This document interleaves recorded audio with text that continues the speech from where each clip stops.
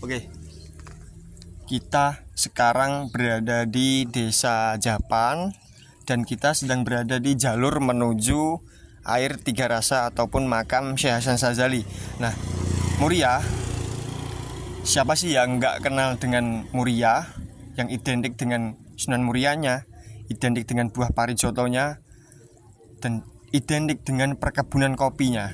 Nah, dibalik keindahan-keindahan alam dan kenabian, kewalian Sunan Muria dan sebagainya yang bisa menghasilkan nilai originalitasnya dari Desa Japan ini sendiri. Nah, kita akan mengeksplor makam Syekh Hasan Sazali. Ada apa aja sih di sana, dan ada cerita menarik apa saja, dan ada sejarah apa saja yang belum terkuak sampai sekarang. Mari saya, Diki Pratama, akan mengajak kalian untuk mengeksplor lebih dalam lagi tentang kisah, sejarah, dan juga misteri dari makam Syekh Hasan Sazali. Let's go!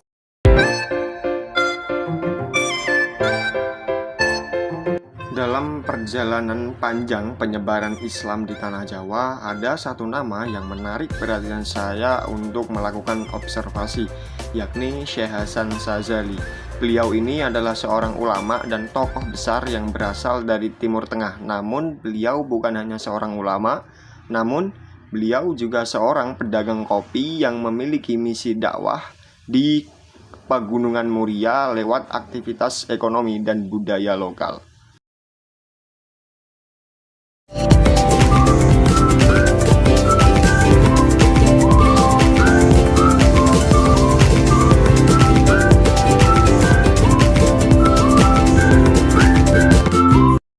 Halo semuanya, kembali lagi bersama saya. Kita di sini sudah memasuki gerbang menuju makam Syekh Hasan Sazali.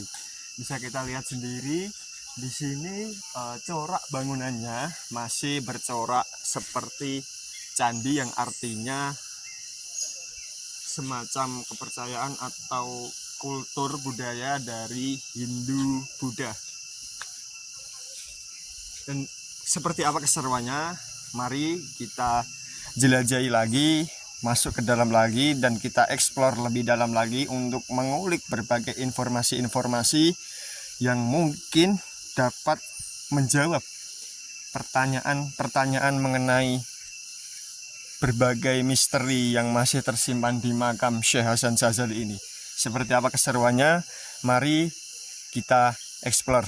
Syekh Sazali memilih berdagang kopi sebagai sarana mendekati masyarakat dengan cara menerapkan nilai kejujuran, amanah, dan akhlak Islami di setiap transaksi.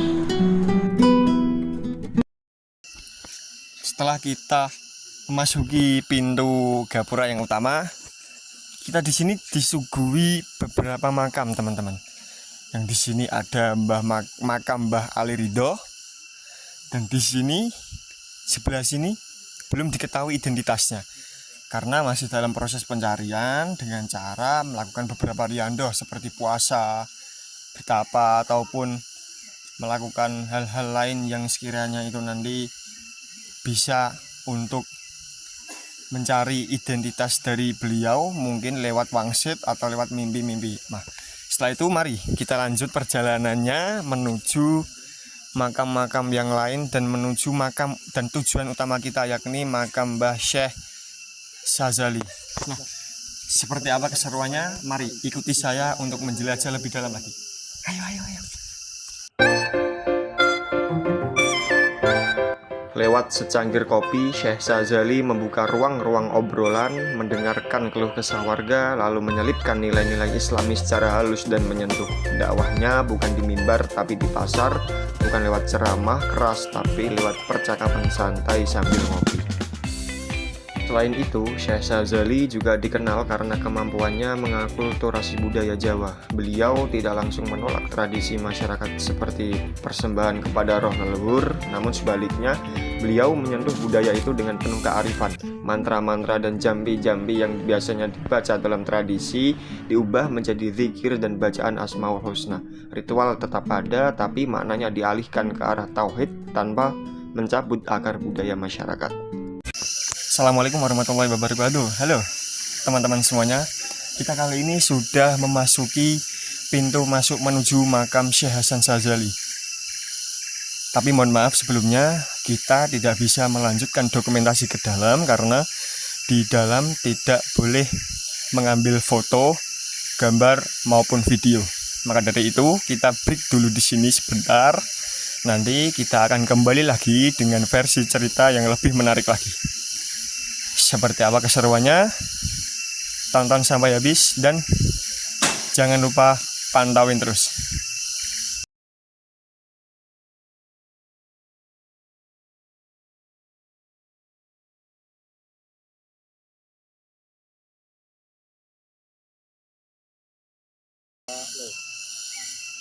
Halo teman-teman, kita tadi sudah melakukan wawancara dan observasi kepada juru kunci ataupun sesepuh yang ada di sini atau yang merawat makam di sini. Nah, dari informasi yang telah berhasil kita gali, kita menemukan sebuah fakta bahwasanya Syekh Hasan Syadzali ini adalah seorang ulama besar yang berasal dari Timur Tengah, tepatnya di daerah Yaman, yang mengembara sampai ke sini dengan tujuan awal yakni untuk berdagang.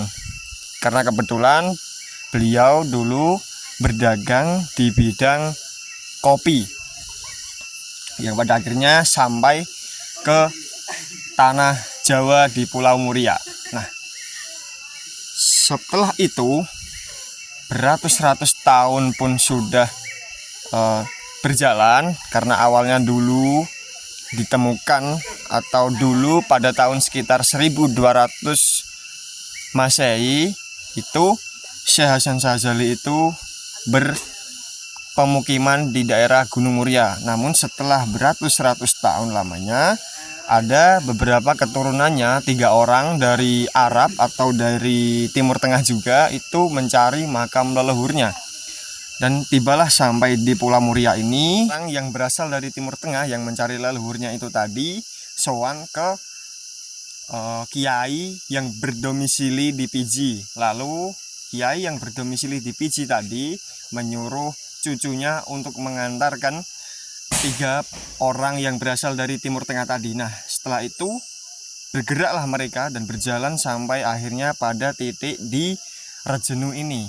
Nah, kebetulan 3 orang yang berasal dari Timur Tengah tadi membawa tanah dari Arab, kemudian dicocokkan di makam di sekitar tanah dan diciumlah. Nah, ternyata aromanya itu sama dengan tanah yang mereka bawa dari Arab. Nah, kemudian dari situ 3 orang pemuda tadi atau 3 orang yang berasal dari tanah Arab tadi langsung bertakbir, Allahu Akbar, Alhamdulillah, pertanda bahwasanya makam leluhur mereka sudah ditemukan.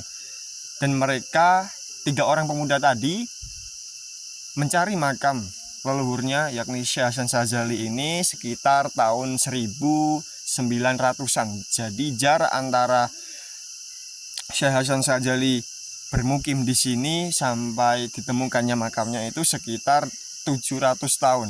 Nah, ada fakta menarik lagi nih teman-teman, bahwasanya ada seseorang yang menggali pondasi yang akhirnya menemukan sebuah batu bata yang bertuliskan 1297 Masehi, yang kemungkinan besar Syekh Hasan Syadzali bermukim di sini pada tahun 1297, jauh sebelum ada Wali Songo di tanah Jawa. Dari Syekh Hasan Syadzali kita belajar bahwa dakwah tidak harus keras dan tidak harus formal, bisa lewat secangkir kopi, kejujuran dagang, dan pemahaman budaya. Beliau membuktikan bahwa Islam bisa tumbuh subur tanpa mencabut akar tradisi, tapi justru dengan menyiraminya dengan nilai-nilai ketauhidan, membuat Islam lebih mudah diterima dan dipercaya oleh masyarakat lokal.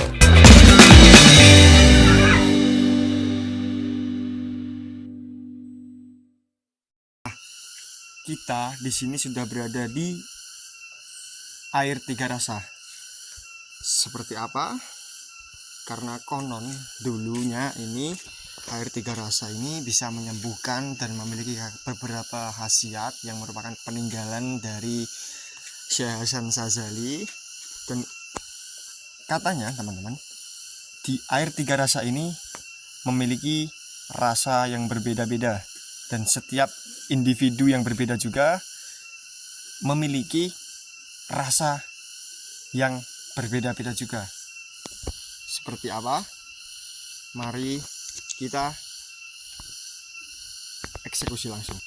Nah, seperti sejarah yang telah kita ulik tadi, di sini ada 3 mata air yang masing-masing mata air itu memiliki nama dan khasiat yang dipercaya oleh semua orang yang berziarah ke sini. Yang pertama, di sebelah pintu utama ini ada Maul Hayat yang dipercaya akan khasiatnya untuk mengobati segala berbagai macam penyakit. Dan yang kedua yang ada di tengah itu adalah Maul Arzak, dipercaya oleh orang-orang di sekitar untuk kelancaran rezeki, dan ketika ada yang sedang ingin berdagang ataupun meminta kelancaran rezeki lewat media air ini. Dan yang paling ujung sana ini ada Maul Ilmi, dipercaya orang-orang sekitar untuk memberikan kecerdasan pikiran atau untuk anak-anak yang sedang menimba ilmu seperti kita ini semua. Maka dari itu, ini merupakan peninggalan dari Syekh Hasan Sazali, teman-teman. Jadi kesimpulannya, sejarah peradaban Islam yang terjadi di lereng Gunung Muria adalah bermula dari seorang ulama yang berasal dari Timur Tengah yang berdagang kopi, yang akhirnya menetap dan bermukim di desa Rejenu. Proses dakwah yang dilakukan oleh Syekh Sazali adalah dengan menunjukkan sikap kejujuran dan amanah, serta kemampuan mengakulturasi budaya lokal dengan nilai-nilai Islami, seperti adanya ritual agama kejawen yang diselipi dengan mantra-mantra khusus. Lalu oleh Syekh Sazali diganti mantra-mantra tersebut menggunakan zikir dan asmaul husna. Namun sayangnya, informasi yang telah kita gali tidak selengkap zaman dulu, karena mengingat kejadian ini terjadi beberapa ratus tahun silam dan mungkin menyebabkan manuskrip ataupun kisah-kisah tersebut belum sempat tercatat oleh sejarawan.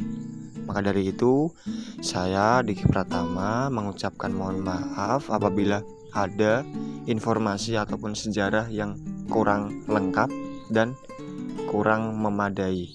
Terima kasih telah menonton dan sampai jumpa pada vlog selanjutnya. Terima kasih.